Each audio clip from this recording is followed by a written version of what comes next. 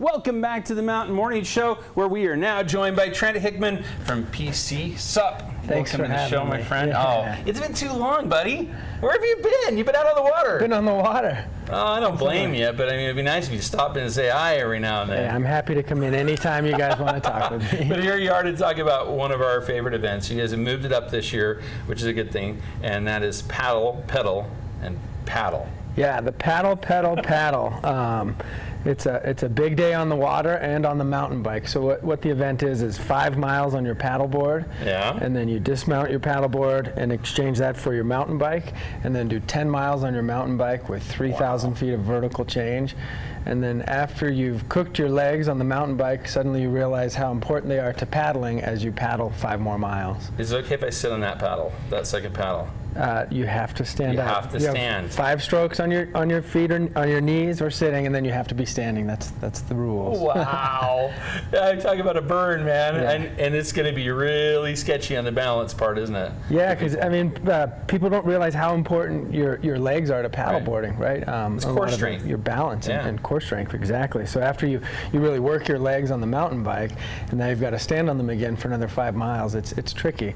But you can break the event up into a team event if you'd like. That sounds like a good plan to me. Yeah, yeah. I mean, it's neat to solo it, kind of like completing a marathon. You can check that box. You've done the beast kind of thing. But if you break it into a team, you could have a paddler, a pedaler, and then another paddler, or one person do both legs of the paddle. Last year, the fire department came out and they put together a team and is that right? Crushed everyone. I bet they did well, huh? Yeah, these guys are strong. I'll say they're carrying hoses all day. Of course they are, right? Well, tell me about some of the gear that we've got here. What is this one right here in front of us? This is kind of integral to this particular race. Yeah. So what this is a displacement hull or performance/race board. This one is the Hobie Elite Flatwater board. Right. So it's got very little rocker. And when we're talking about rocker, that's essentially the curvature to the bottom of the board. If you think of a rocking chair. Yep, just like your skis. Just like, yep, skis as well. So what this board does for you is it carries your energy very efficiently, kind of like, I say, like skate skis, right? Yeah. Where you kick and you get that glide. The same concept carries through with this type of board. It likes to cut through the water. Yeah, you apply your energy and paddle, and it will carry that energy forward.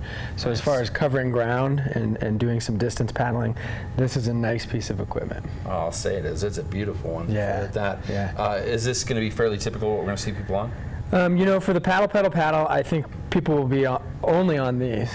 These boards are so much faster than, say, like this inflatable board here has a non-displacement hull. Right. And if you're trying to cover ground, get on top of the water is what you're doing. There's a lot more friction. More friction. Yeah, a lot more friction. I call these type of boards snowshoes, to put it into skier terms, and these type of boards are skis, right? There you go. And they're both fun. You just have to kind of identify what piece of equipment you need for what type of paddling you're doing on the day. So really hardcore guys are going out there. Really hardcore guys are out on those, yeah. These ones are great for the river. The inflatable board's great for the river. I mean, it's just filled with air, right? Yeah. But it's also very stable.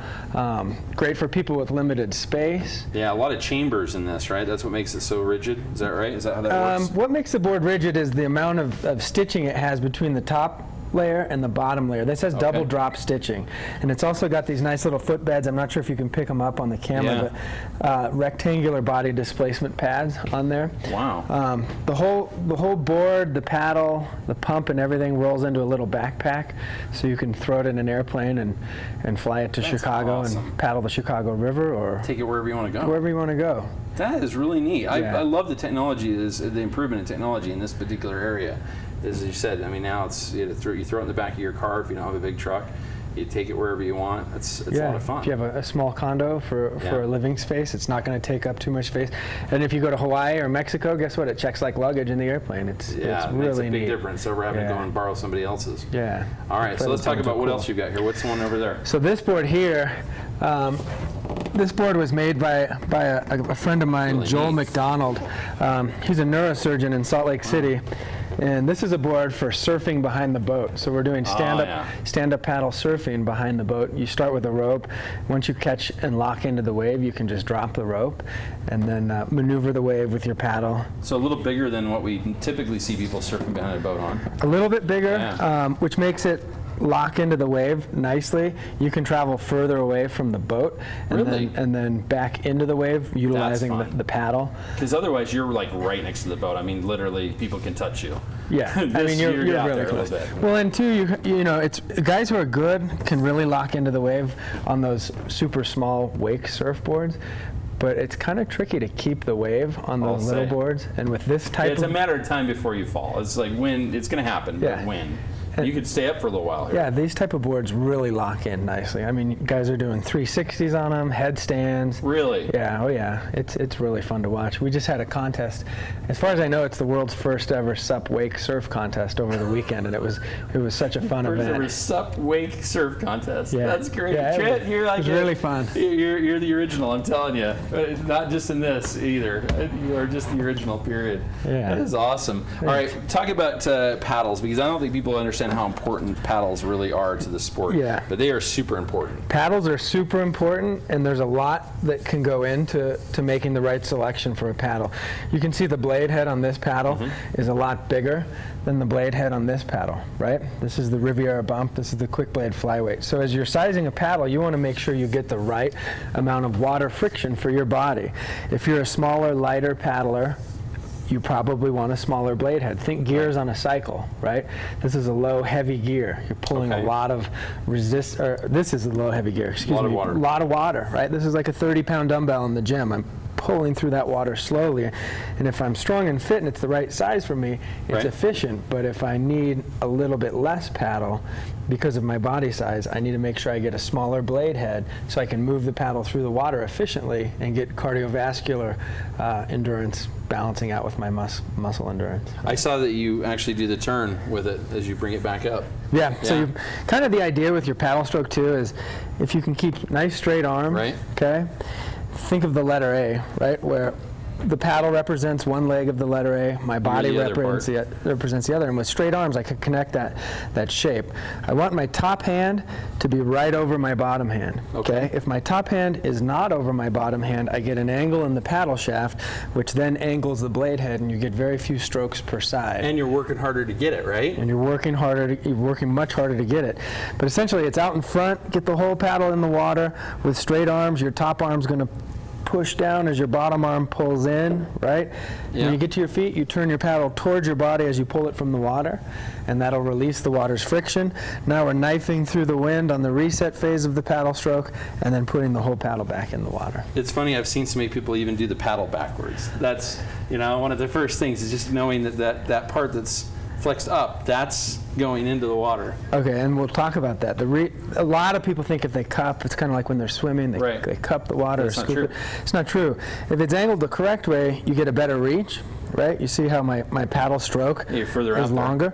And then, more importantly, it keeps what I call a positive blade angle through a longer stroke, okay? So by a positive blade angle, simple physics says if I'm pushing water this direction, my board is being propelled that direction, right? If it's turned the wrong way, very quickly you'll start scooping water up and out. You're actually pulling yourself backwards a little bit. Yeah, you're slowing yourself down. The opposite of up and out would be down and forward, right?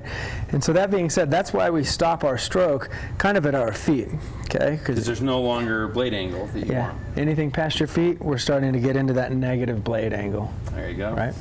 Man, I love this. This is the kind of stuff that you teach, though, when you're teaching people how to get into the sport, which you do very nearby. Yeah, we do lessons and rentals, yoga classes, demos, sales, every day, 7 days a week, weather permitting, 10 to 5 up at Deer Valley at 1375 Deer Valley Drive South. What a great little spot to do it in, too. Oh, you can't beat it. For a spot to learn or test equipment or kind of refine your technique, it's as good as it gets because there's no motorboats, there's no waves, limited wind exposure.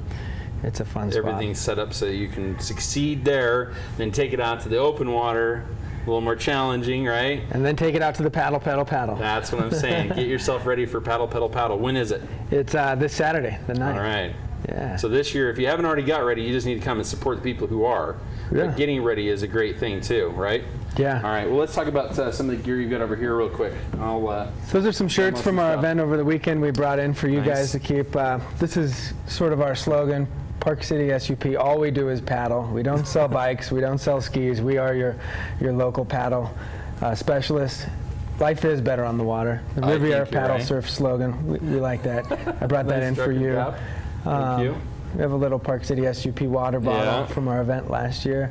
And then this cup over here, if you look closely, you'll see it's got the paddle The logo. Yeah. logo on it. So for Get your we sprocket do have and everything. the mugs available for people who come out to the race. But more importantly, if you win, yours Dark color behind it here. your mug has a first place on it, so you get to enjoy get the to at sweet least say taste you were of first victory. place, right? Yeah. Nice. That is terrific. I love the sprocket, and as I've always said, this skull tells you a little bit something about this race. Yeah, it's a light warning, like heads Exactly. up. Yeah, our designer Waylon Lewis has done a great job with all of our logos and designs. I'm really happy. Let's pull out one of the shirts here because I want people to see this. This is a performance shirt, really nice. Yeah, this is a performance shirt from the race over the weekend, really visible. Everyone who registered for the PCSUP Cup got one of these. If I was smarter, I would have brought in the Paddle Pedal Paddle t-shirt, but if you want to see it, come out to the event on Saturday. That's It's- awesome. It's really cool, bright green. Well, it reminds me, though, to talk about some of your sponsors for this event coming up. Yeah, so we've got Albion Financial sponsoring the event, the Waldorf Astoria, St. Regis, Hobie Stand-Up Paddleboards, Riviera Paddle Surf, Chelsea Electric, Sea to Ski Property Management, Marine Products helped us out by pulling athletes for the SUP Wake Surf Contest. Awesome. Dunn Taste Catering. Oh, I almost forgot one of the most important. Eileen Dunn. She made lunches for all the athletes. Such delicious food. I'm surprised you can remember all of it. Visual. I'm sure I'm missing someone. What's on the back of the shirt? I think you got them all, buddy. We put the sponsors That's here. awesome. Here's the backbone of the PCSUP Cup, our sponsors, right? Well, Trent, as always, I want to thank you so much for being here and sharing with us. We're going to get out on the water with you because I'm telling you, this is one of the best events around, especially if you really want to try yourself and see how you can do. It's a good way to end the summer out right with our friend sir. Trent Hickman, PCSUP. All Thanks right, for bud. having me. You bet. Thanks for being here. We'll be back to show you probably a check it out video, maybe if we have the time, but certainly to wrap up the show. That's coming up after this quick commercial break.